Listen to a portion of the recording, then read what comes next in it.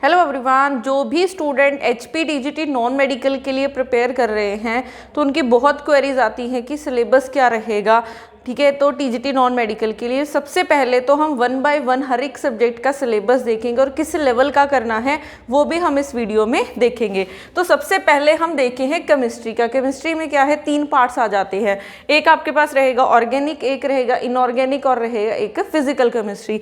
तो इनके ये मतलब इनऑर्गेनिक में क्या करना है, फिजिकल में क्या करना है, या फिर ऑर्गेनिक में आपको कौन से टॉपिक्स करने हैं, सब यहाँ पे लिख दिए हैं। तो ये टॉपिक्स करवाएंगे। प्लस जो इनका लेवल है, देखो स्टार्ट +1 +2 से ही होगा, बट ये सारे टॉपिक्स आपको अप टू ग्रेजुएशन लेवल तक करने हैं। तो जो भी स्टूडेंट टीजीटी के लिए प्रिपेयर कर रहे हैं उनको अप टू ग्रेजुएशन लेवल तक करनी पड़ेगी प्रिपरेशन। तो हमारे भी बैचेस चलते हैं, उसमें भी हम सारे आपको टीजीटी का अप टू गेट लेवल तक प्रिपेयर करवाते हैं। तो ये था केमिस्ट्री के लिए सिलेबस। उसके बाद अगर हम चलते हैं आगे फिजिक्स में, तो फिजिक्स में जो आपका टीजीटी नॉन मेडिकल के लिए सिलेबस रहने वाला है वो है ये। तो आप इसका स्क्रीनशॉट ले सकते हैं। कोई भी स्टूडेंट इसकी अगर पीडीएफ चाहता है तो लिंक में इसका मतलब इसकी डिस्क्रिप्शन में आपको पीडीएफ का लिंक भी दे देंगे।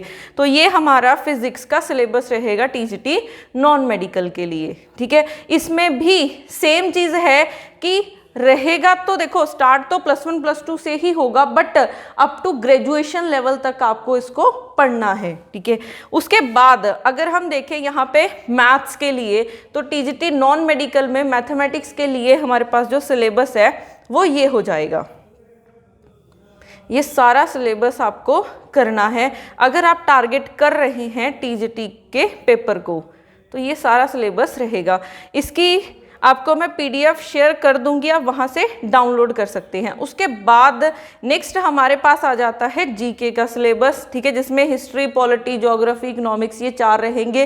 प्लस आपको करंट अफेयर्स करने हैं, और क्योंकि हिमाचल का बैच है, हिमाचल के कमीशन की बात कर रहे हैं, तो हिमाचल की जीके भी इसमें इंक्लूड होगी। तो जो हिमाचल की जीके है उसमें हमारे पास ये सारी चीज़ें रहेंगी।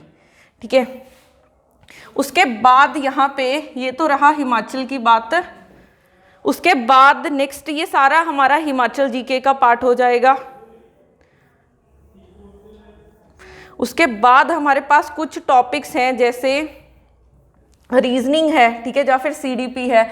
तो सबसे पहले ये जो पहले निकल गए आपके फिजिक्स, केमिस्ट्री, मैथ्स और एचपी जीके या फिर जीके करंट अफेयर्स, ये मेजर टॉपिक्स हैं जिनमें से 40 to 50 क्वेश्चंस आते हैं। बट जैसे सीडीपी है, ठीक है, इसमें साइकोलॉजी ये सारे आ जाएंगे। इनमें क्या है 10 to 15 क्वेश्चंस रहेंगे पेपर में। तो सीडीपी का सिलेबस ये रहेगा। और उसके बाद अगर हम यहाँ पे टीचिंग एंड लर्निंग की बात करें, इसमें आपने कौन से टॉपिक्स करने हैं वो भी यहाँ पे दे रखे हैं। तो अब उसके बाद टीचिंग एंड लर्निंग में आपको ये टॉपिक्स कवर करने हैं। उसके बाद फिलॉसफी में आपको ये थोड़े से टॉपिक कवर करने हैं। ठीक है, ये सारे फिलॉसफी के हो जाएंगे।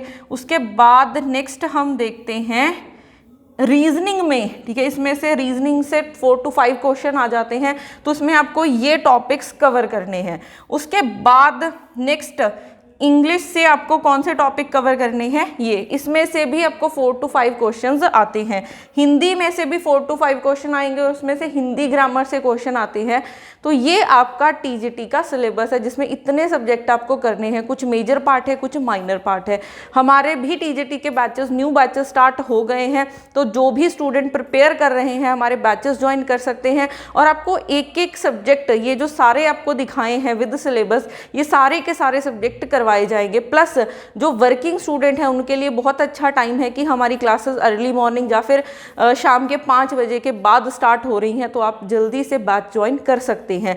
प्लस जो बच्चे बोलते हैं कि अभी तो कमीशन निकलेगा नहीं निकलेगा, तो मोस्ट प्रोबेबली इसकी जुलाई के एंड में वैकेंसीज आउट हो जाएंगी। तो मिनिमम देखो, अगर आप क्लियर करना चाहते हैं कि हाँ मेरे हाथ में ज्वाइनिंग लेटर आए, तो आपको मिनिमम 7 to 8 मंथ का बैच चाहिए, मतलब 7 to 8 मंथ चाहिए मिनिमम इसकी प्रेपरेशन के लिए। तो अभी से स्टार्ट करो बैच, 4 to 5 मंथ में हम एक बार सिलेबस कंप्लीट करवाते हैं और उसके बाद रिवीजन हमारी एग्ज़ाम तक चलती रहती है। तो जो हम एक बार फीस लेते हैं आपकी, वो एग्ज़ाम तक वैलिड रहता है, मतलब जो कोर्स है वो हमारा एग्ज़ाम तक वैलिड रहेगा। तो जल्दी से आप हमारे बैचेस भी ज्वाइन कर सकते हैं। Thank you so much.